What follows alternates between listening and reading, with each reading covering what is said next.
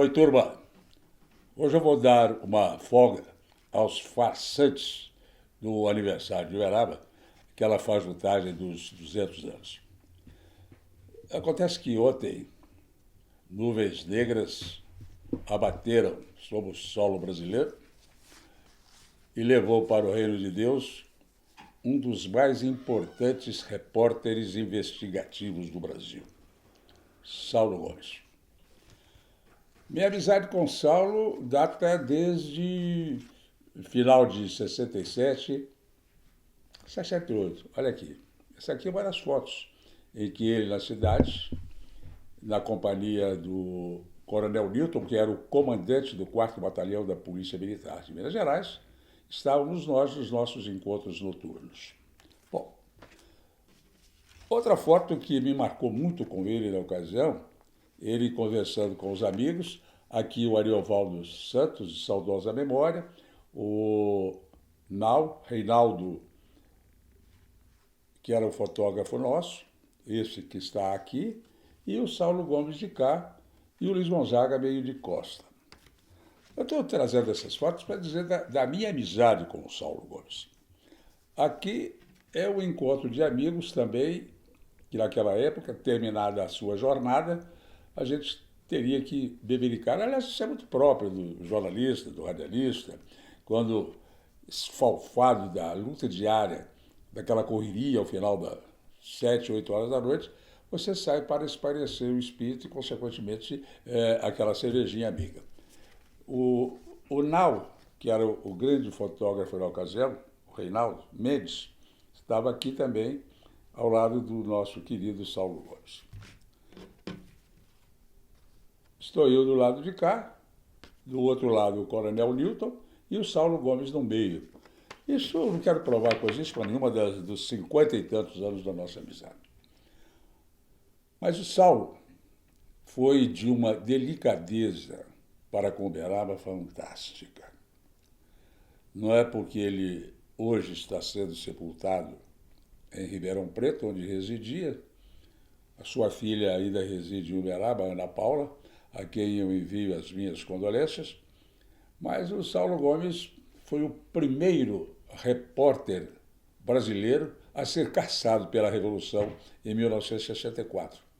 Ele trabalhava na Rádio Mairique Veiga, do Rio de Janeiro, e ao lado de figuras importantes. Ele fez época, marcou presença na televisão brasileira, juntamente e principalmente com o saudoso Flávio Cavalcante. Na Rede Tupi de televisão, o Saulo foi responsável por uma série de atividades. E por que essa ligação Saulo-Uberaba?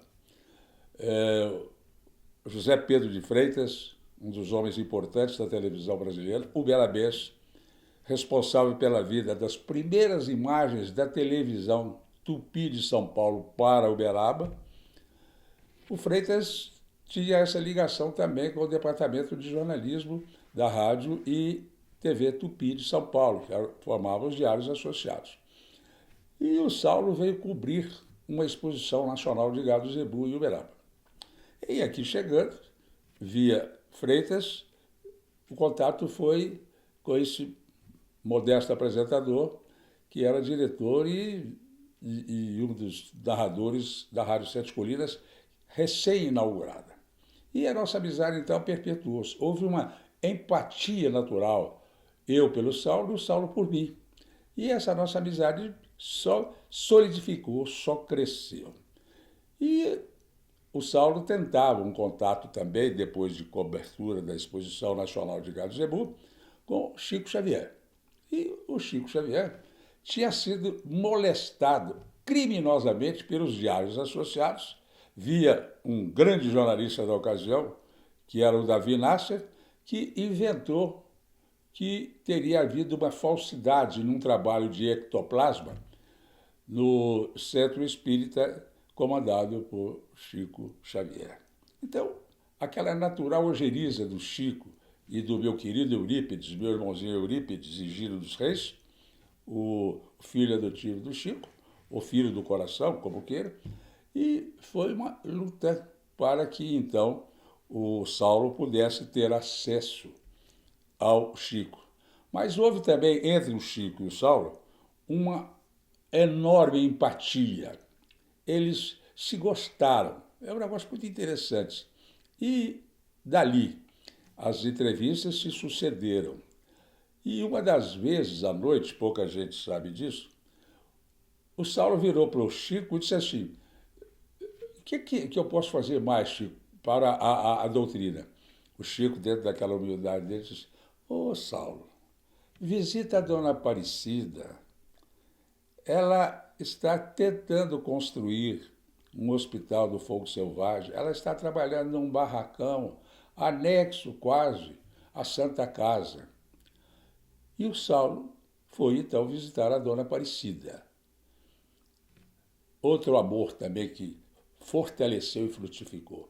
Saulo ficou maravilhado com o denoso, o estoicismo, a bravura e o despreendimento da Dona Aparecida Conceição Ferreira. E dali surgiu uma forte amizade. A Dona Aparecida havia sido presa 2 vezes no viaduto do Chá em São Paulo porque ela estava recolhendo dinheiro para os doentes do fogo selvagem no Uberaba. Olha como são as coisas, né? O Saulo, então, fez uma matéria realmente fantástica com a Dona Aparecida, mostrando doentes do fogo selvagem. E aí, então, começou uma campanha nacional, uma das coisas mais bonitas que eu já vi na vida. E arrecadou, pasmem, e trouxe para Uberaba 12, uma dúzia de carretas com todo equipamento, setor de utensílio, cama, mesa e banho para os doentes.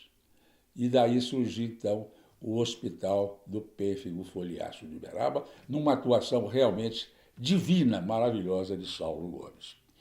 E, concomitantemente a isso, eu acompanhei uma visita ao então prefeito João Guido, e o João Guido, maravilhado com aquilo, perguntou ao Saulo o que ele queria. Ele falou: eu não quero nada, eu só queria que o senhor fizesse o seguinte: a rua João Alfredo, aquela subida que dá e liga os Estados Unidos com a Abadia, e na esquina está o Hospital do Fogo Selvagem. E a rua Castro Alves. Eu queria apenas que o senhor mandasse calçar lá. O João Guido prontamente disse assim: ô Tó, o Tó Carrara, que é um dos grandes funcionários da Prefeitura de Uberaba, começa amanhã a ver esse negócio e vai calçar lá na porta do hospital.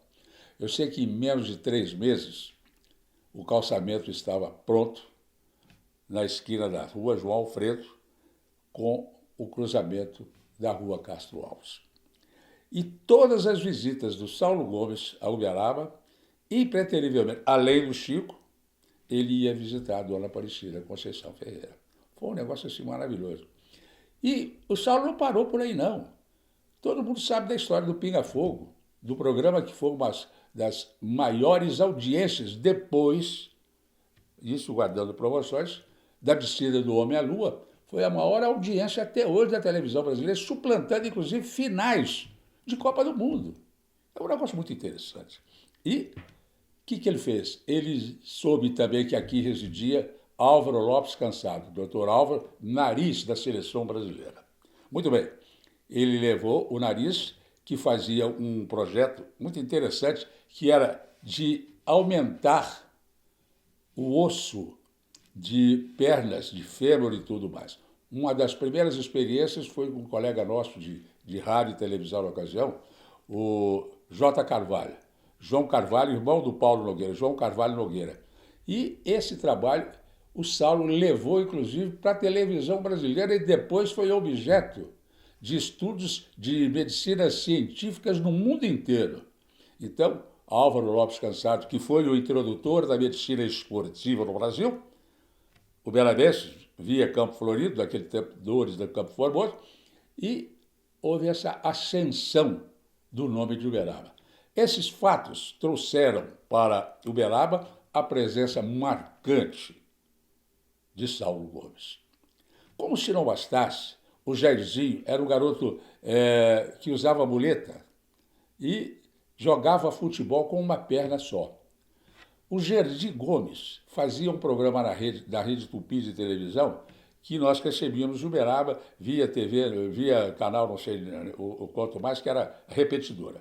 E esse Jairzinho, numa partida de futebol, com uma perna só, fez 2 gols. Isso foi sucesso no Brasil inteiro. Os jornais da época divulgaram aquilo com uma facilidade espantosa. Houve uma ascensão naquele período, e eu posso, inclusive, completar com um programa do Silvio Santos chamado Cidade contra Cidade, e que Uberaba participou via Rádio Sete Colinas, com presenças marcantes do Dr. Nariz, Álvaro Lopes Cassaro, e a principal figura, quem foi? Chico Xavier. Avenida Brigadeiro Luiz Antônio, o prédio da Federação Paulista da Direita e o salão que ocupava na Brigadeiro Luiz Antônio, locado por Silvio Santos, o programa da Rede Tupi. Quando anunciou o Silvio a visita em pessoa, ao vivo, de Chico Xavier, os senhores nem imaginam o que aconteceu naquela São Paulo. 2 horas da manhã, a Avenida Brigadeiro Luiz Antônio, o setor de trânsito teve que ocupar toda a extensão dela para que isso se apresentasse. O Brasil perde um homem fantástico. Uberaba perde um dos seus grandes divulgadores, Saulo Gomes. Espero que, pelo menos, um nome de rua seja dado a este grande uberabense que humildemente sempre trabalhou pela cidade. Até amanhã.